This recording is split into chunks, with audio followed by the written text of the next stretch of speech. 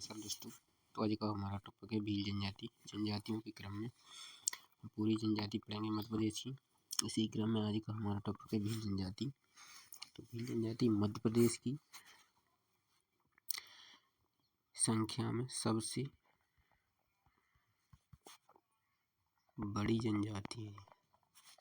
संख्या में सर्वाधिक संख्या इन्हीं की है भील जनजाति की। सेकंड स्थान पर गोंड है और तीसरी है कोल जनजाति। तो भील शब्द द्रविड़ भाषा परिवार के अंतर्गत आता है। कन्नड़ के भील शब्द से बना है। कन्नड़ भाषा के शब्द भील, इसका अर्थ है धनु या धनुष। धनुष होता है, इसका अर्थ होता है धनुष। कुछ विद्वानों के अनुसार भील संस्कृत शब्द भिल्ल से बना है। भिल्ल जिसका अर्थ होता है भेदना, तीर भेदना, एक तरह से भेदना। रसेल व हीरालाल के अनुसार 600 ईस्वी से भील शब्द का प्रयोग में आया। इससे जो पूर्व है भीलों को पुलिन या बनपुत्र कहा जाता था। इन्हें पहले बनपुत्र कहा जाता था। इनको भीलों को बनपुत्र। और टोलमी ने इन्हें क्या कहा था? जो टोलमी अपने विद्वान थे, टोलमी ने भीलों को क्या कहा था? टोलमी ने भीलों को कहा था तीरंदाज कहा था टोलमी ने भीलों को। और ऋग्वेद ने भीलों को अनास कहा गया है। झाबुआ में क्या है? अनास नदी है। नदी के नाम पर कहाँ बहती है? झाबुआ में बहती है अनास नदी। इनका हम भौगोलिक वितरण देख लेते हैं।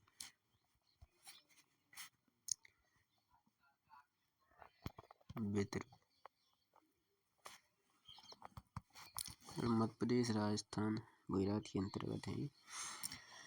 मध्य प्रदेश में भी मध्य प्रदेश का जो अपना मैप है, उसके अलावा पश्चिमी क्षेत्र में इधर ये जो बेल्ट है भीलों का प्रमुख केंद्र है। यहीं पर झाबुआ है, अपना अलीराजपुर है, रतलाम है, खंडवा है, बुरहानपुर है, मंदसौर है, धार है। इसी क्षेत्र में ये अपना प्रमुख रूप से जनजाति पाई जाती है।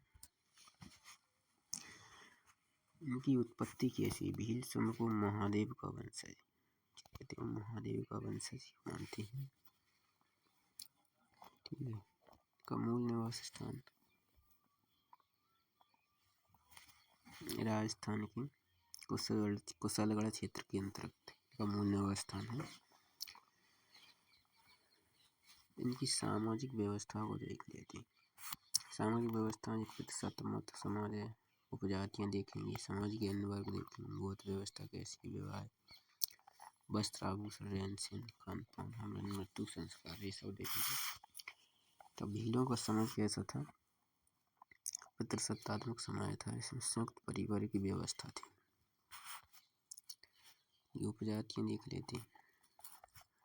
उपजातियों के अंतर्गत आ जाएगी भिलाला, सबसे बड़ी उपजाति भिलाला भीलों की। तड़वी भील, उमड़ी भील, उजाड़िया भील, मधवी या बदबू भगत, ये उपजातियाँ हैं।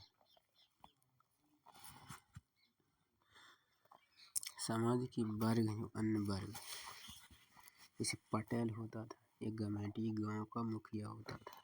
तड़वी पटेल की सहायता करने वाले होते थे। तड़वी डाहला गांव का चौकीदार होता था। इसकी नियुक्ति पटेल या तड़वी करता था। बड़वा का था वैद्य तांत्रिक था, एक तरह से बड़वा। बीमा वहीं पर औषधियाँ एवं मृत आत्मदान चुड़ैल आदि का इलाज बड़वा द्वारा ही किया जाता था। बड़वे का जो सहायक होता था वो गायक।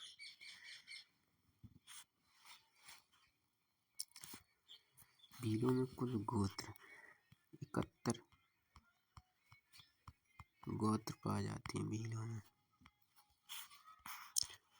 भील गोत्र को डाटक, अटक, ओदक कुल भी कहते हैं। भील गोत्र को एक क्वेश्चन पूछा था अभी हाल ही में, जो एफएसओ का एग्जाम हुआ था MPPSC द्वारा आयोजित। इसमें ही पूछा था जो अदक है और ओदक ये क्या है। एक तरह से सामाजिक रीति रिवाज के अंतर्गत आते हैं, ऐसा पूछा है। सामाजिक से संबंधित है, धार्मिक से संबंधित है, तो अदक ओदक पूछा था। भीलों का आवास। भील सामान्यतः क्या पहाड़ी टोकरियों पर झोपड़ियाँ बनाना पसंद करते हैं, उन्हीं में रहती हैं। लेकिन झोपड़ी जो मकान को क्या कहते हैं, झोपड़ी को क्या कहते हैं, कू कहते हैं उनकी भाषा, कू। भीलों की जो 4-5 झोपड़ियाँ होती थी उनको मिलाकर एक तरह से फाल्या, उनको फाल्या कहा जाता है। एक तरह से मोहल्ला टाइप कॉलोनी। कू मकान को कहा जाता है, 4-5 झोपड़ियाँ मोहल्ला को फाल्या कहा जाता है। कई फाल्या मिलकर क्या बनते थे, पाल का निर्माण करते हैं। इनकी कुछ धार्मिक मान्यता देख लेते हैं। धार्मिक मान्यता, भील शंकर को अपना संरक्षक देव मानते हैं। वावदेव इनके कैसे थे, इंद्रदेव। ये वर्षा भीलों के प्रमुख देव इंद्रदेव भी कहा जाता था। वावदेव को दिवस पर मनाते हैं। कोहाजा देव होते हैं, इनकी संपन्नता के प्रतीक होते हैं, जो गाय बैल बीमारियों से रक्षा करते हैं इनकी। ठीक है। ये भैरू देव भी होते हैं, शक्ति के प्रति भी युद्ध के देवता। होबड़ माता प्राकृतिक प्रकोपों से रक्षा करती थी। चोरड़ माता, कानी काजल, भीलट बाबा इम्पोर्टेंट। पशुओं की सर्प से रक्षा करती है। बड़वानी जिले में भीलट देवलोक का निर्माण किया जा रहा है। राजपंथा महत्वपूर्ण शक्तिशाली देवता थे इनके। राजपंथा भीलों के।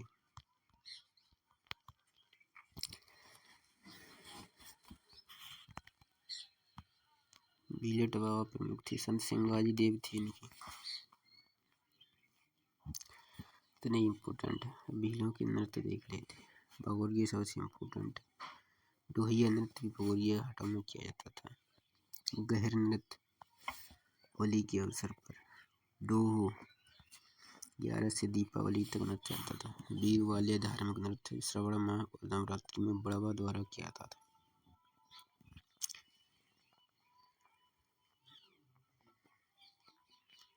आर्थिक व्यवस्था भीलों की। आर्थिक व्यवस्था भीलों की अर्थव्यवस्था का मुख्य आधार कृषि था। ये पुरातन तकनीक से खेती करते थे। भील झूम खेती करते थे। इनकी झूम खेती को दजिया या दहिया कहा जाता था। दहिया। चिमाता भी पहाड़ों के जंगलों को काटकर चिमाता कहा जाता था। पहाड़ों के जंगलों को काटकर। हलमा प्रथा थी भीलों में, एक दूसरे का सहयोग करते थे कृषि में। सहकारी कृषि थी एक तरह से। व्यवसाय क्या था, मुर्गी पालन, मछली पकड़ना, वनों से फल एकत्रित करना। पंजादरी अलीराजपुर जिले के जोड़ तहसील के भील पंजादरी का निर्माण भी करते थे। नदना प्रिंट का इस्तेमाल करते थे। इनके प्रमुख संस्कार होते थे, जैसे जन्म संस्कार, ऐसे शांता संस्कार किया जाता था। प्रसूता महिला को प्रसव के 7 दिन बाद हल्दी के पानी से नहलाया जाता था। पहाड़ ढाना, बच्चे के पैदा होते ही उसे दहलीज पर मकई के दानों से बने बिस्तर पर लटा रखा जाता था। डाम प्रथा, लड़के के जन्म के 12 वर्ष बाद तीर की नोक से उसकी कलाई भुजाओं पर दाग लगाया जाता था। डाम प्रथा। प्रमुख विवाह संस्कार इनके जाति गोत्रों में विवाहित थी, सगोत्र विवाह नहीं होती थी। विवाह के सब समय वधू मूल्य चुकाना होता था। मंगनी विवाह होता था।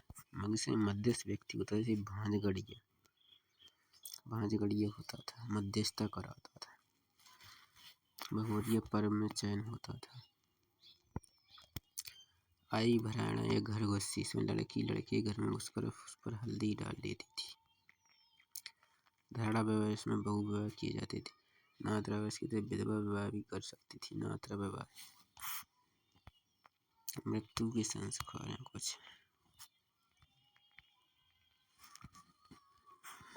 एक गाता है, काल मृत्यु हो जाने पर इसकी स्मृति में पत्थर व लकड़ी के मृतक स्तंभ बनाए जाते थे। गाता है, गातला कहा जाता है। कुछ इम्पोर्टेंट पूछा जा चुका है।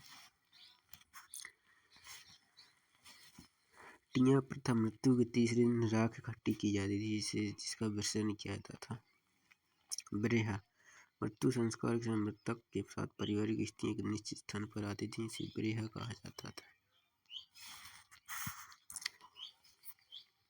पहनावा तो वही है, पुरुष धोती बंडी पगड़ी पहनेगा, महिला घाघरा चोली ओढ़नी पहनेगी। वेशभूषा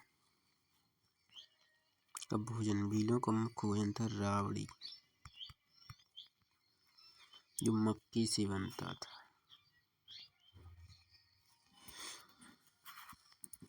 त्योहार थे इनके जातर, भगोरिया, ढलमा, बाड़ेश्वर, दोहा, नवई, डोही, सब इनके त्योहार थे। भगोरिया इम्पोर्टेंट, 7 दिन चलता था भगोरिया। कितने दिन तक? 7 दिन तक। पहले 2 दिन गुलालिया चलता था, उसके बाद गोल गधेड़ो 3, 4, 5 दिन, उसके बाद ओजाड़िया चलता था 2 दिन।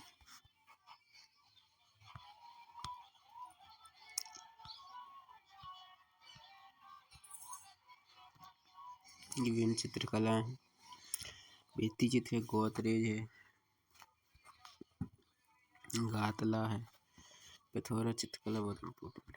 पिथौरा चित्रकला बिजलियों से संबंधित है। घोड़े वन पशुओं को प्रतीक के रूप में चित्रित किया जाता था।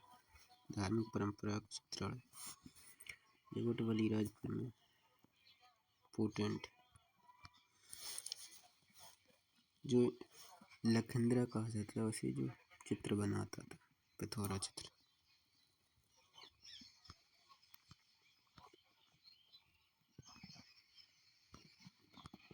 ठीक है, भाषा में से ज़्यादा इम्पोर्टेंट नहीं है। Next generative